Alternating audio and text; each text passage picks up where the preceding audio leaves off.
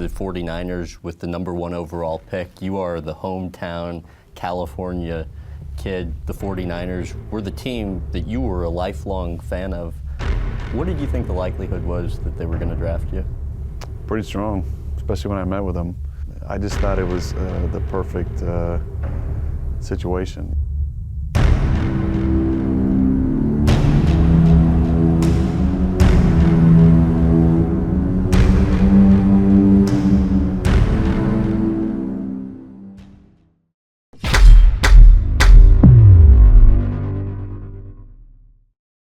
On April 23rd, 2005, the same day the first video on YouTube was ever posted, the San Francisco 49ers had one decision to make.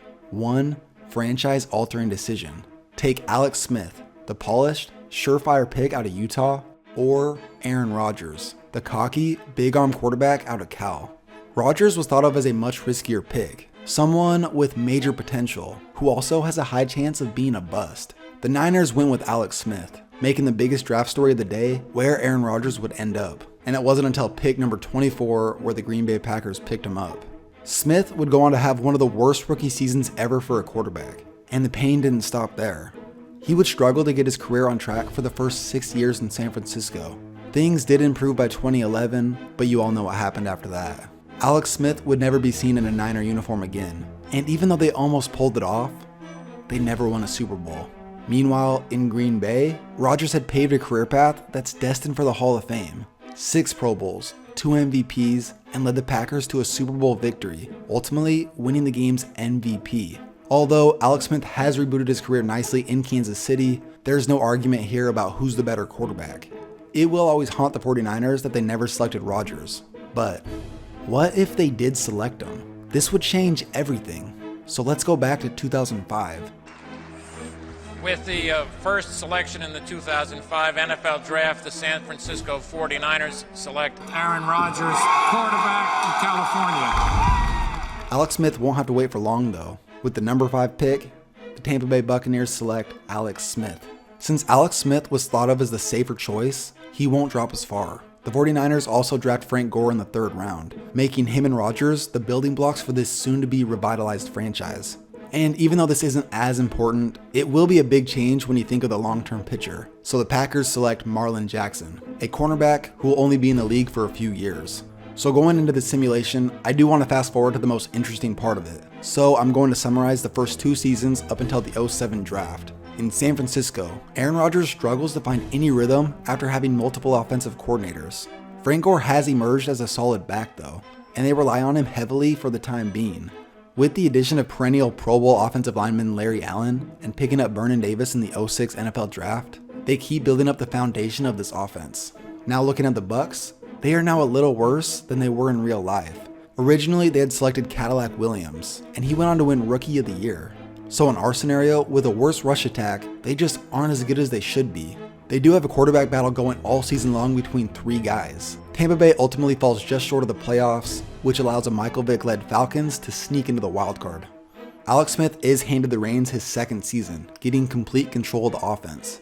And because of this, they completely fall apart. He's just not ready to be a starting quarterback quite yet.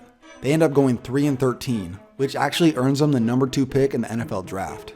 2007 NFL Draft. There will be a bit of change in the draft order. The Tampa Bay Buccaneers are now selecting 2nd, like I said, instead of 4th, which moves Detroit and Cleveland down 1 spot. And this causes a massive change. The Tampa Bay Buccaneers select Calvin Johnson. The Detroit Lions select Joe Thomas. The Cleveland Browns select Adrian Peterson. And the Minnesota Vikings select Brady Quinn. At one point, Quinn was going to go number 1, but he ended up falling off a bit. The Vikings did really want 3 guys before him: Calvin Johnson, Adrian Peterson, and LaRon Landry. And if all those fell through, they would have pulled the trigger on Quinn. Also, a quick thing to remember, Patrick Willis is selected by the 49ers in this draft. So this makes their horrific defense start to have an identity. They also do select tackle Joe Staley, who will be a future Pro Bowler on the offensive line. Moving on to the 2007 season, Norv Turner, who was Aaron Rodgers' 2nd offensive coordinator, is now gone, taking over as the head coach in San Diego. This happens late in the coaching process, and they're forced to pick up a guy they didn't want to go with, Jim Hostler. So to be frank, the regular season has quite a bit of shift in team records. Cleveland steals a wild card from the Steelers with Rookie of the Year Adrian Peterson, and the Vikings and Lions do slightly worse after not having their playmakers. Tampa Bay locks up the 2 seed in a surprise season. Alex Smith has a bounce back year, and Calvin Johnson is already proven to be a major problem for defenses. Plus, their defense is still a powerhouse. And now for Aaron Rodgers, even with the new coordinator, has a great season. Now with having most of the pieces on the offensive side, things are starting to come together. As far as the team aspect, the problem is still mostly defense. And even though they did improve offensively, some players do openly complain about their offensive coordinator, so he is then fired as well. Moving on to the 2007 playoffs. In the AFC, the undefeated Patriots waltzed their way to the Super Bowl. The original Super Bowl champion New York Giants now play Tampa Bay in the NFC Championship. Alex Smith has put together a magical run of his own, and now these two underdog teams will fight it out. Ultimately, in a defensive battle, the Giants' dream season keeps going. History repeats itself here. They complete the improbable run and eventually become Super Bowl champs. Moving on to 2008, there wasn't enough significant changes in the draft, but the Buccaneers defense becomes even more deadly with drafting Aqib Talib. As for the season, Green Bay originally fell off just a bit after Brett Favre retired. When he tried to come back, they told him they were going with Aaron Rodgers. So this time around, they gladly bring Favre back. This means he never goes to Minnesota, making major changes happen in the NFC North. This time around, Green Bay looks strong going into the playoffs, while Minnesota is completely lost without Favre and Peterson. For the 49ers, with the hire of Mike Martz, it seems they have finally found their guy to coach this offense. He coached the greatest show on turf, probably the deadliest offense of all time. Now here in San Francisco, he will utilize his personnel very well. Aaron Rodgers and Frank Gore find their gear and steal the NFC West from the Cardinals. This means that Arizona never makes their run to the Super Bowl. Instead, here's what happens. The 08 playoffs. The 49ers are now the 4 seed, and they pull off back-to-back dubs and find their way in the NFC Championship game against the Philadelphia Eagles. Even though Rodgers has become a star in this new offense, the Eagles are red hot and do what the Giants did the year before, go on the road 3 straight times and win all 3.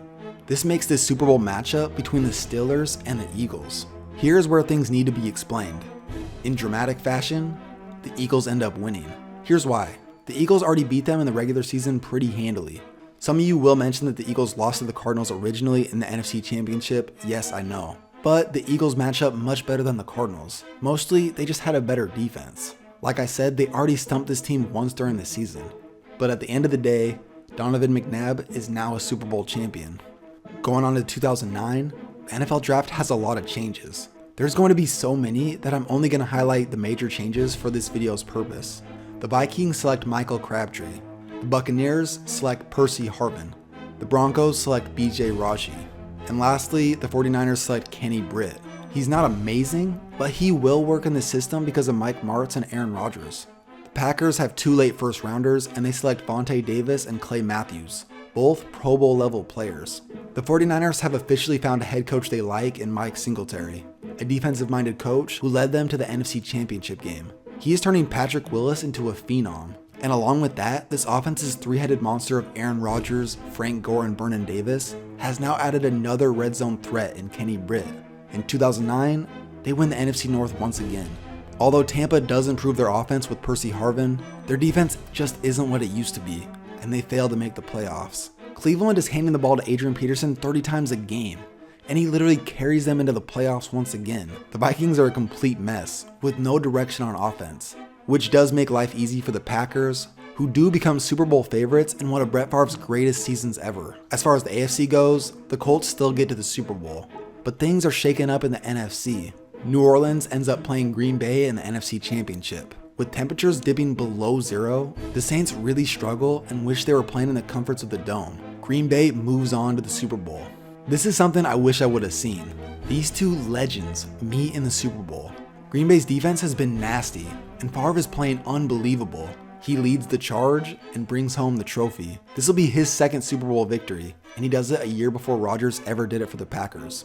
2010. Looking at the NFL draft, although I haven't mentioned it much, the Packers have been drafting late round quarterbacks in hope to find Favre's successor, but so far nothing's been that impressive. With Favre's career nearing the end, it's a must they draft a quarterback early. This draft class provides 3 options that interest them: Tim Tebow, Jimmy Clausen, and Colt McCoy. They will pull the trigger on whoever's there with their first round pick. and this turns out to be Jimmy Clausen. Scouts will argue he's the best quarterback prospect in the class, even though Sam Bradford went number 1 overall. Moving on to the 2010 season, suffering from a Super Bowl hangover, the Packers fall off. Favre plays the full season, but clearly age has caught up with him. This will be his last year. Because of how bad the Packers do, the Bears dominate the division and take the number 2 seed in the NFC. The Buccaneers' scary offense is creating league-wide buzz. With the addition of undrafted free agent LeGarrette Blount, the speed of Percy Harvin in the slot, combined with Calvin Johnson's overall dominance, just makes it so easy for Alex Smith. But league MVP Aaron Rodgers is the big headline. He makes Kenny Britt a Pro Bowler, along with Frank Gore and Vernon Davis. In a very weak division, they coast to the number 1 seed with ease. Adrian Peterson being overused ends up getting him injured, and the Browns have a horrible season. On to the playoffs, Pittsburgh reaches another Super Bowl, just like in real life. But the NFC playoff picture is about to get crazy.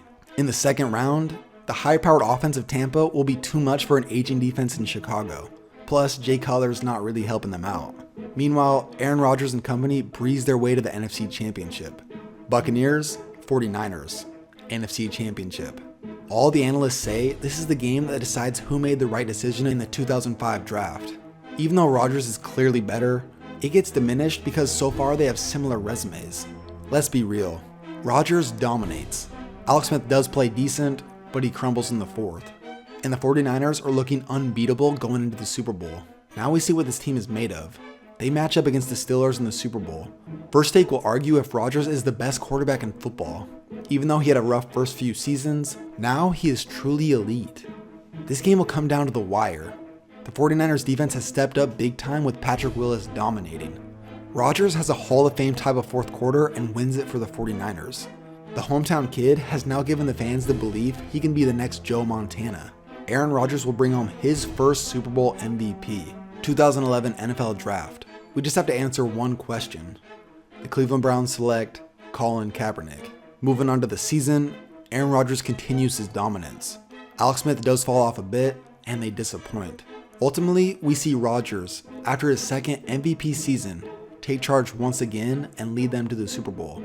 This time, they match up against the Patriots. First Take now argues who is better, Rodgers or Brady.